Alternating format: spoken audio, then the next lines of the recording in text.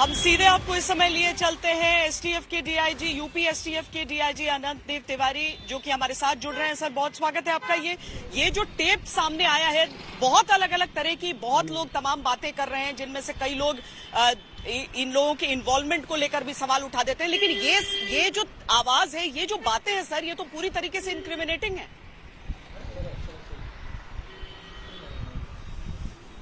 हाँ, ये बिल्कुल, देखिए, ये माफियासी का काम करने का तरीका ही यही है। माफिया के काम करने का तरीका ही यही है। और ये वसूली हो या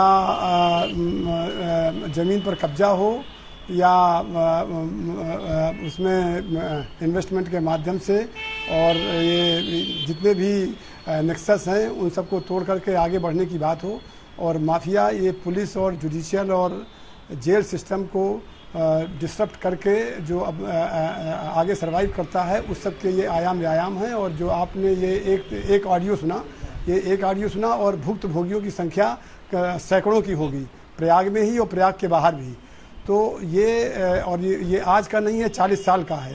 तो ये एक चीज़ तो सामने है, बाकी बहुत चीज़ें जो ज़मीन में नीचे रह गई हैं वो केवल पीड़ित जानते होंगे, जो कभी कह नहीं पाए होंगे। इस समय उन्होंने कुछ ने कहने का प्रयास किया, कुछ ने एफआईआर कराई, तो उस पर उसको ये लग रहा है कि कैसे इनकी हिम्मत हो गई कि ये एफआईआर करा सकते हैं, कैसे इनकी हिम्मत हो गई कि जो इनके साथ प्रताड़ना की गई है, जो इनको टॉर्चर किया गया है, जो इनसे वसूली की जा रही है, उसको ये कैसे कह पा रहे हैं। इनके पास शब्द कहाँ से आ गए, जुबान किसने दे दिया। तो ये मैं आपको बता दूं कि ये वर्तमान सिस्टम ने इनको जुबान दी है। इन पीड़ित के साथ पूरा सिस्टम है, जीरो टॉलरेंस की जो शासन की नीति है वो है। और इस पर जो कार्यवाही हुई है, उसके बाद जब ये आम जनता को लगा है, जब पीड़ितों को लगा है कि हाँ, कार्यवाही इस माफिया के खिलाफ हो सकती है, कार्यवाही इनके खिलाफ विधिक कार्यवाही की जा सकती है, तब वो लोग सामने आए हैं। तो ये जो आपने ऑडियो टेप सुनाया, ये इसका जीता जागता उदाहरण है।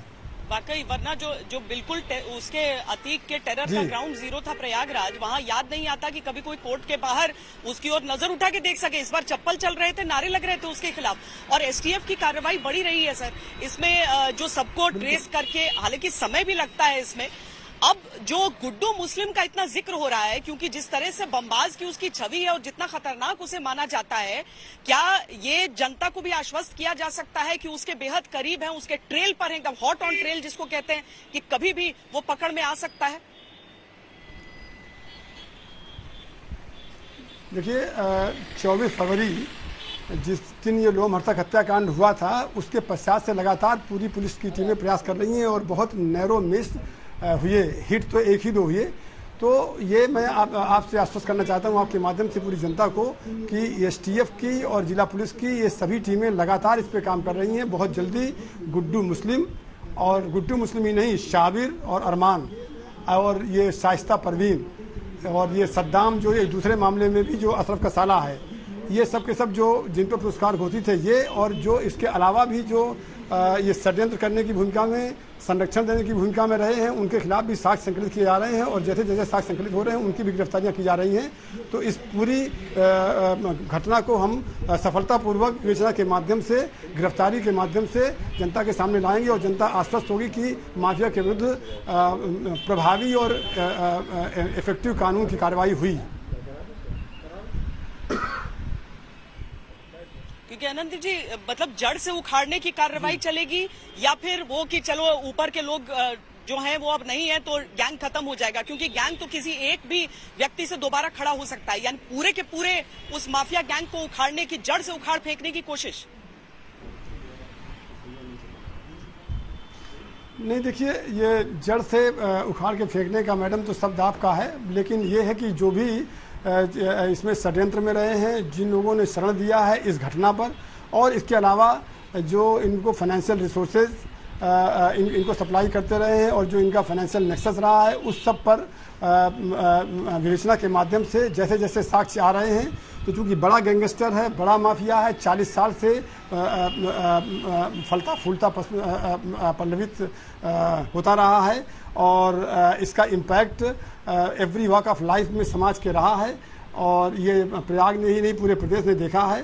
तो इतनी जल्दी ये जरूर है कि हाँ तात्कालिक तौर पर नहीं होगा, लेकिन निश्चित तौर पर हो पाया है ये कल तक खबर आई थी कि कर्नाटक में लास्ट लोकेशन गुड्डू मुस्लिम का मिला था, क्या ये कंफर्म हो पाया है कि उसका लास्ट लोकेशन वहीं पर था कर्नाटक में ही? ये अभी फिलहाल इसके लिए क्षमा करिएगा, क्योंकि गिरफ्तारी की रणनीति के लिहाज से मेरे द्वारा कहा जाना ये उचित नहीं है, बट हम लोग लगे हुए हैं और बहुत जल्दी इसकी हम गिरफ्तारी करेंगे। जी चलिए, बहुत बहुत धन्यवाद सर हमसे बातचीत करने के लिए।